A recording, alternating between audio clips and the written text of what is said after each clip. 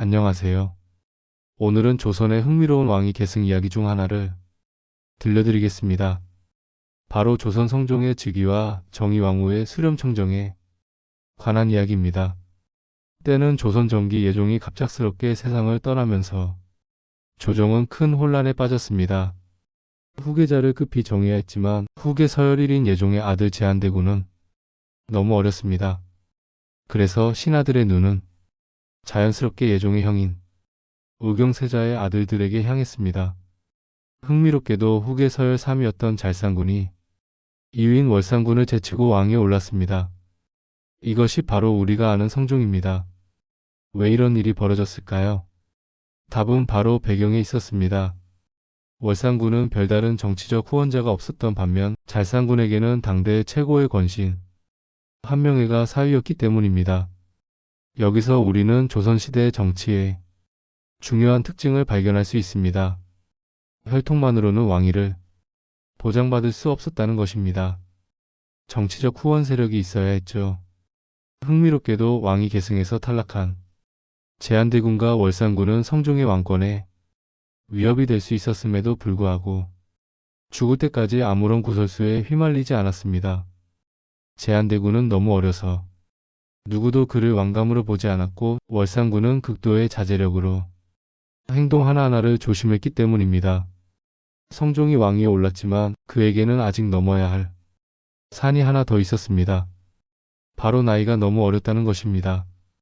성종과 단종은 비슷하면서도 다른 조건에 처해 있었습니다.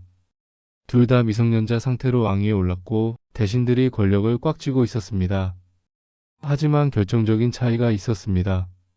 단종에게는 대비도 외척도 없어서 후원 세력이 전혀 없었던 반면 성종에게는 어머니 소혜왕후와 할머니 정의왕후가 있었습니다. 또한 외적으로는 대신 중 가장 힘이 센 한명회가 있었기에 이들이 든든한 후원자가 되어 주었습니다. 따라서 성종은 단종과 달리 성인이 될 때까지 안정적인 왕권을 유지할 수 있었습니다. 하지만 성종의 나이는 겨우 13살에 불과했습니다. 직접 정사를 처리하기에는 너무 어렸죠. 그래서 누군가 그를 대신해 정사를 돌볼 사람이 필요했습니다.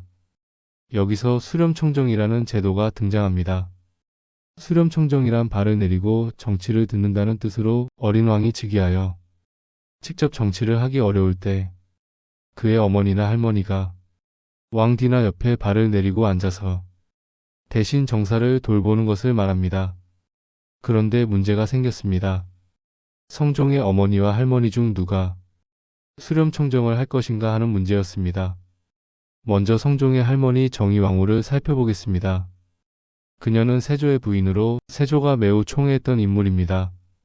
세조는 여러 행사에 그녀와 동행했고 중요한 결정을 할 때는 그녀의 의견을 듣기도 했습니다. 하지만 정의왕후는 태조의 부인 신덕왕후와 달리 나설 때와 그러지 말아야 할 때를 가릴 줄 아는 현명한 사람이었습니다. 대표적인 일화가 있습니다. 세조가 그녀를 위해 그녀의 친척을 등용하려 하자 정의왕후는 이렇게 답했습니다. 전하, 관직은 마땅히 그 능력이 그 자리에 합당한 사람을 골라주셔야 합니다. 제 친척이 한둘이 아닌데 어찌 이들을 모두 등용할 수 있겠습니까? 이런 답변에서 우리는 정의왕후의 현명함과 공정함을 엿볼 수 있습니다. 또 다른 수렴청정 후보는 성종의 어머니 소혜왕후 즉 인수대비였습니다. 인수대비는 한학의 딸로 당시 여자로서는 드물게 글을 읽을 줄 알았습니다. 유교 경전과 역사서에 능통했으며 정치적 식견도 뛰어났습니다.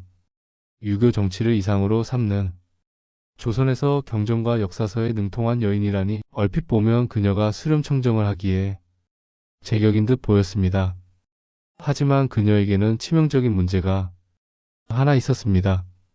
인수대비는 의경세자의 부인이었기 때문에 원래대로라면 왕비가 되어야 했으나 의경세자가 20살의 나이로 요절하여 왕비가 되지 못했습니다. 그런데 의경세자의 동생인 예종이 왕위에 오르자 예종의 부인 안순왕후가 왕비가 되면서 안순왕후와 인수대비는 왕비와 신우의 관계가 되었습니다. 여기서 문제가 생깁니다. 얼마 후 예종이 죽고 다시 왕위 계승이 의경세자의 혈통으로 넘어오자 예종의 부인 안순왕후와 성종의 어머니 인수대비 관계가 꼬이게 됩니다. 만약 인수대비가 수렴청정을 하게 되면 신분적으로는 인수대비가 왕후급이 되고 나이상으로는 안순왕후가 대신급이 되어 서열의 역전이 일어나기 때문입니다. 반면 정의왕후는 모든 대비의 어머니이자 왕실 제일의 큰 어른이었기 때문에 이렇다 할 문제가 없었습니다. 따라서 신하들은 정의왕후에게 수렴청정을 부탁했습니다. 하지만 정의왕후는 겸손하게 답했습니다. 허나 나는 글을 읽을 줄 모르는데 글을 잘 아는 수빈이 더 적합하지 않겠습니까? 신하들이 간곡히 청하자 정의왕후는 마지못해 수락했습니다. 신하들이 그리도 청하니 마지못해 받아들이겠습니다. 수렴청정은 당나라 측천무후가 만든 방법으로 그녀는 처음에는 어린 아들 뒤에 발을 쳐놓고 정사를 처리했으나 결국에는 황제를 폐위하고 자기가 직접 황제로 즉위하여 중국 역사상 유일한 여자 황제가 되었습니다. 권력의 달콤함에 빠진 것이죠. 하지만 정의왕후는 절대 이 달콤함에 속아 넘어가지 않았습니다. 정의왕후는 우리가 흔히 아는 수렴청정과는 다른 특별한 방식을 택했습니다. 특별한 경우를 제외하고는 직접 정사에 참여하지 않고 왕 뒤에 발을 치고 앉아있지도 않았습니다. 성종은 3일에 한 번씩 공식적인 정사를 보았는데 정사를 돌본 후에는 왕으로서 신하들과 따로 의논하고 마지막으로 정의왕후에게 보고하면 정의왕후가 최종 결재를 해주었습니다. 어디까지나 성종이 군주로서 정사를 돌보는 것이고 자신은 단지 어린 성종을 보살피며 그의 결정에 힘을 실어주는 정도의 역할로 남아있었던 것입니다. 또한 정의왕후는 잘한 일은 모두 성종의 덕이라며 공을 돌렸고 잘못한 일은 모두 자기 잘못이라며 책임을 졌습니다. 그 일은 우리 주상이 직접 내린 결정입니다. 그 일은 주상이 하지 말자는 것을 이 늙은이가 고집을 부려서 그리 되었습니다. 이런 모습에서 우리는 정의왕후의 지혜와 겸손함을 엿볼 수 있습니다. 정의왕후는 이외에도 미래의 성종을 위한 일들을 더 추진했습니다. 그 중 하나가 호패법 폐지였습니다. 호패법은 태종시절 시행되었다가 폐지되었는데 세조가 다시 부활시킨 정책이었습니다. 하지만 워낙 백성들이 싫어하던 정책이어서 이미 예종시절부터 폐지하자는 이야기가 나왔었습니다. 호패법으로 인한 백성들의 원성이 이만저만이 아닙니다. 청컨대 이제는 폐지하시기 바랍니다. 하지만 예종은 이렇게 답했습니다. 호패법은 할아버지께서 세우신 법이고 이미 시행한 지도 오래되었는데 어찌 그때는 아무 말 않고 있다가 이제 와서 갑자기 폐지하라고 하는 것이요? 성종 시절까지 백성의 원성이 계속되자 정의왕후는 이를 해결하는 것이 낫다고 판단했습니다. 하지만 예종이 말했듯이 세조가 시작한 일을 그 후손이 폐지하기는 쉽지 않았습니다. 따라서 정의왕후는 세조의 손자인 성종이 폐지하는 것보다는 세조의 부인인 자기가 폐지하는 것이 낫다고 생각하고 직접 나섰습니다. 요사이 듣건대 호패법이 시행되므로 백성의 원성이 이만저만이 아니라고 합니다. 호패법은 태종께서 시행하셨다가 얼마 안가 폐지하셨던 것을 세조께서 다시 시행하신 것이지요. 허나 세조께서 살아계실 때 대행왕에게 말씀하시길 내가 한 일은 창업과 다름없으니 너는 내가 한 일을 잘 이어받아 다 금고 정착시키는 것이 중요하다고 하셨습니다. 그러니 이제 그만 호패법을 폐지해야 하는 것이 어떻습니까? 그렇게 조정의 고관들이 한데 모여 의논한 끝에 호패법을 폐지하기로 결정했습니다. 또한 정의왕후는 성종의 정통성 문제도 바로잡으려 했습니다. 따라서 성종의 아버지인 의경세자를 왕으로 추존하는 작업을 진행했습니다. 정의왕후는 일단 의경세자를 의경왕으로 추존한 다음 이미 죽었으니 덕종이라는 묘호까지 올려주었습니다. 하지만 아직 한 가지 문제가 더 남았습니다. 이번에는 대비들의 서열 문제였습니다. 앞서 말했듯이 예종의 부인 안순왕후와 의경세자의 부인 소혜왕후는 이미 예종시절 왕비와 신우의 관계를 형성했으나 소혜왕후의 아들 성종이 왕위에 올랐으니 다시 서열을 정해야 했습니다.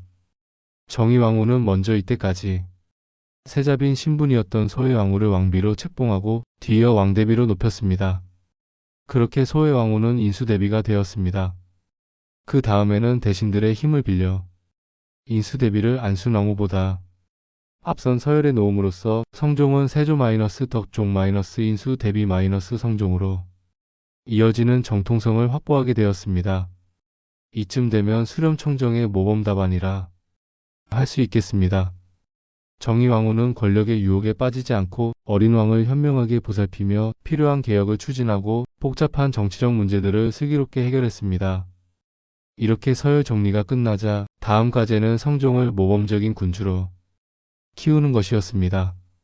정의왕후의 현명한 수렴청정 아래에서 성종은 점차 훌륭한 왕으로 성장해 나갔습니다.